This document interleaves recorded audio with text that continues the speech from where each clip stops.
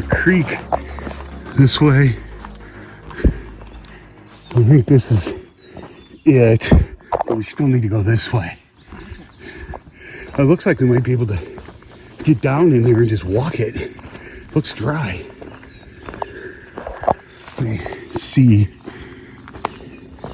Now wondering if these are outcrop markers. Let's see. Oh, that creek's a little deeper than I thought. Yeah, there it is. The creek. Today we're going to talk about the Bear Lake stock felsite rhyolite. It's also been called an andesite. I left that out.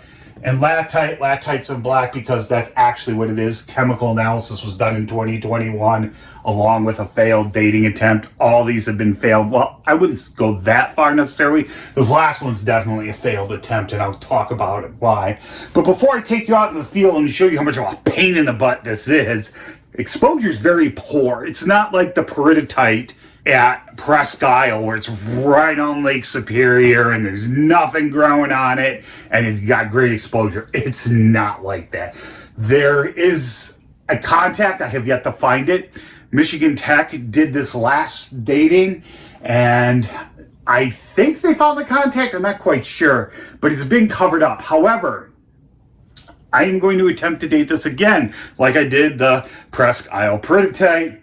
And hopefully I'll be successful this time. That was about 3.5 years ago, and there wasn't even a single zircon in that thing, or badiolite. But, you know, can't be winners all the time, right? Well, we know there's zircons in this. They've been pulled. Now, this stuff is weird looking. If I saw this in the field, I would probably guess it was an andesite. That would be my guess, just from field classification. And it's not that far from one, really. I mean, technically it's a latite, and I brought it back to the lab, I'd probably see it. But you see, this has a lot of red in it. Now, some of that's just rust, but the funny thing is, the dark parts aren't weathering first. It's the red parts, which aren't actually mostly iron once you get past the rustiness on top.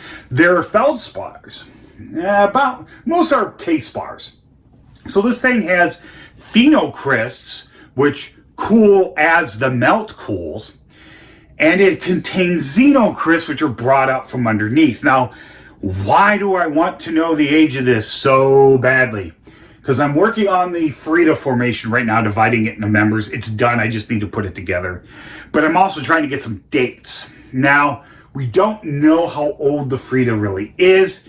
We have it bracketed. The oldest it can be is 1081 million years, MA, old. And you see this, and I'll talk about why that number's older than the 1081. And that's because of the underlying nonsuch has been dated. And above it, we have the Jacobsville group, which we now know is Neoproterozoic, which could anywhere be between 980-ish and, you know, maybe about 700 million years old. It's probably closer to early Neoproterozoic, though. So it could be anywhere in there. I think this entire thing is Mesoproterozoic, the Frida sandstone. I'm going to still try to pull detritus. But the reason why I'm going to try this, even though so many people have failed, well, like I said, it's not really a failure. I actually think this is a good date. This 1007. I mean, the margin of errors on these two are huge. That's the biggest problem with them. This probably actually is, the mineral tested was probably actually cooled from the magma or from the melt. See, we don't even know if this thing's a surface flow or an intrusion. I did find a bake zone when I was out there, and I did take between the latite and the Frida, and I did take a sample of that, and I'll tell you why here in a minute. But I didn't see the actual contact. It's covered. It's in a creek. You're going to see it. The high woodedness, and plus the mosquitoes were like crazy. I'm just healing up now, and that was almost 2 weeks ago already. So let's talk about this here. I am not even going to try to pronounce his last name. 1975. This is the age you got. Remember, MA's millions of years ago, or millions of years, all right? We have RBSR in the first two. And you'll see I have these numbered. I'll get into that in a second and not this one. And you can see we get huge margins of error. Now, they do overlap a tiny bit if you adjust them. That's why this has a 1 and a 2. This is the youngest it could be with the margin of error. This is the oldest. Same thing with this one. This is the youngest it could be. This is the oldest, which actually puts it past that. But we know it can't be this. It has to be 1081 or younger. Now, but when they took this one in 1988, they didn't know that. We didn't have a date for the underlying none such then. I think it was mid-90s maybe we got that.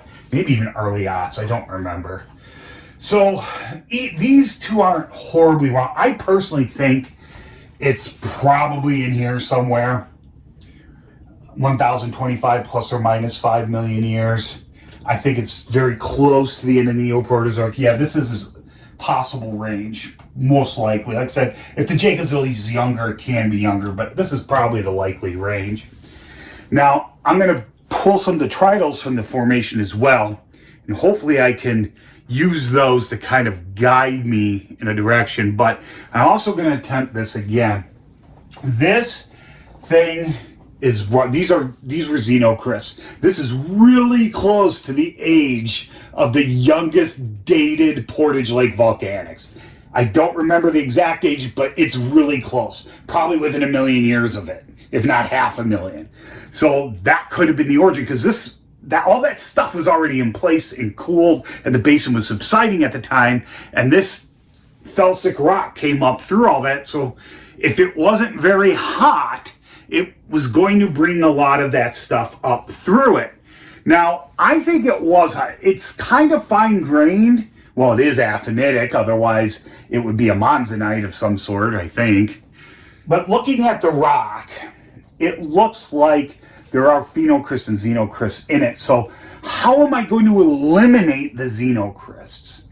That's my thing, because even the paper that has this says, yeah, it's a xenocryst, just like before, I guess in 1984, Bornhorst was supposed to date it and decided that after looking at it that it was too messed up and there are too many xenocrysts in it, so he didn't do it. But he also went to go find if the thing was an intrusion or a lava flow, and never answered the question as far as I know, so I emailed him. I haven't gotten a response yet. So I can't tell either. Like I said, there is a bait zone, but if I'm on the bottom of the bait zone, that makes sense. It could still be a flow. I do think it's an intrusion, personally. That's my assumption, but like I said, we don't know the extent. And right where that baked rock was, it was in place, but barely, so I couldn't take any measurements. All right, I couldn't get a measurement out. The Frida just past it has the typical strike and dip, follows the direction of the Keweenaw, the strike, and the dip goes right towards Lake Superior. I think it was 25 degrees, something like that. So which does kind of make me think this might be an intrusion if it pushed up some of those beds. But like I said, the contact is not exposed, and there's not very good exposure. And this introduction's getting really long. Okay, so I'm going to attempt another dating, and I am going to adjust for it by also taking detrital zircons from that bait zone. And the theory is that we get the detritus from the baked area, and we get primary zircons and xenocryst zircons in the latite. And if we get dates like this, and say the Frida near that baked zone has younger detritus in it, and we can show that they were reset, and we get a younger date like this, and then say we actually get zircons from the latite that also have dates like this, we know the others are the xenocrysts and these are primary, and we can eliminate those older wonky dates. Because another thing too with this stuff, when you go to plot it on a Concordia diagram, I'm not going to go too deep into this here, but you guys have seen me draw this before. This is like a compensational method we use, and I'm just going to show you the basic graph. Not going to get into X and Y is, but we have a theoretical curve. That's like our perfect curve. Now, when we usually get dates, we want dates that follow the curve. And that does happen once in a while. But mostly what we get is we get ones around it so we get a best fit line. And this would be, if this was our younger side, this would be our metamorphic date, and this is our crystallization date. So that's how we compensate. However, a lot of times they aren't little dots like this. What'll happen is you'll get massive error feedback. Let's just call it that. Error feedback, okay? It's not what it is, but let's just call it that. So what happens is, instead of getting nice little dots, you get these big old like circles like this, and you'll get a bunch of them in one area, and then you get another one like here, or maybe one here, and then a ton of them. Now, just because there's a lot of them in one area doesn't mean that's your day, okay? You can't really get a best fit line out of this. You may even get one that's like this, all right? When that happens, we just get rid of it. We know we can't compensate. We know it's garbage. And this happens, and I believe this has happened with the Bear Lake. Am I thinking about that right? Maybe it was a Bear Lake. What was I looking at earlier today? I don't remember. So hopefully, what I'm hoping for, and then I'll get into the field with you here, is I'm hoping for something to plot like this. I'm going to use green because my red's dying. I'm hoping maybe, I'll get something like this, and these are still pretty big circles. Maybe something here and something here. This is your time, I believe. Yeah, that's your time. So, and I'll get a line, but it won't be one consistent line. I might get like two, something like that. And just because they cross here doesn't mean that's my age either. But if this happens, that's where you get those big margins of error. So if I get a lot of zircons in the baked Frida that show recrystallization around this age, around where these are clustering, I can get rid of these. So I don't have a wonky double line thing going on. And then I can just do my standard plot, and I get a metamorphic age here, and I get an actual date here. And hopefully, now you wouldn't have them all close like this. You'd probably have one or two over here too. But this is just for demonstration purposes, okay? It's not perfect. Don't hold me to it, okay? Just showing you the concept. So that would be my crystallization. And that would be a metamorphic date or a reset. Let's just call it R. So if I could discard that stuff, pull out those xenocrysts, and just have the phenocrysts, then I can get a date, and that margin of error should be a lot smaller, maybe in this area somewhere instead of this area. Okay, I hope that made sense. Anyway, let's watch me suffer in the field. This is like crazy. And I have to go back. I need to delineate this thing. And the GPSs I took, I have a general idea of where I was, but it was such thick canopy and mosquito bites that I just wrote them down real quick. I think I wrote one wrong, and they're like just kind of all over the place. I wasn't getting good enough signal. And so, yeah, I got to go back out there. Anyway, let's get to it.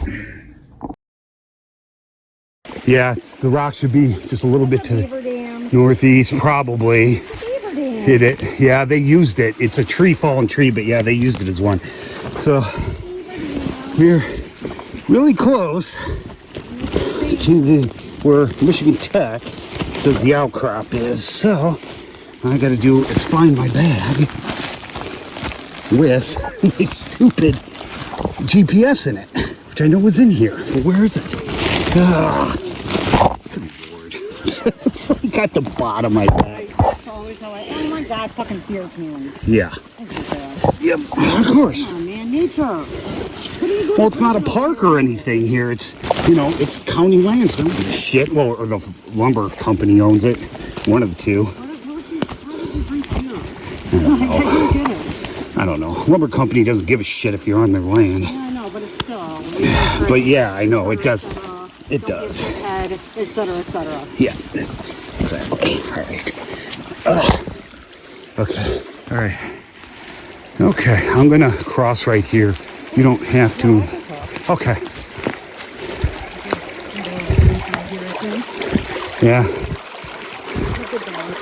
I say that and then I feel flat in the face. Well, remember Devil's Lake? All right. Don't get too confident. I can drag you out of here. Yeah. All right. Okay.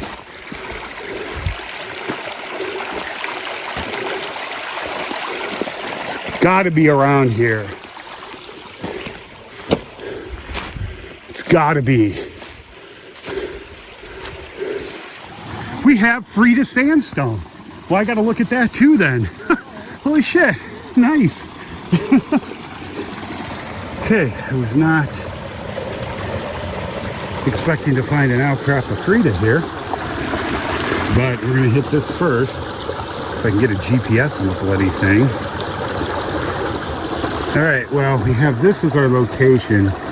We're gonna try to do it with my phone, which is actually had continuous, just to be sure, because it's having a hard time, but I can go on that for now, I guess.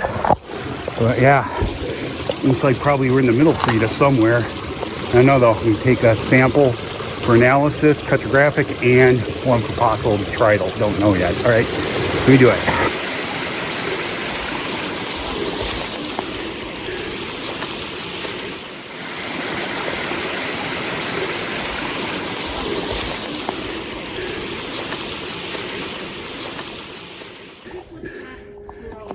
And it's shorter.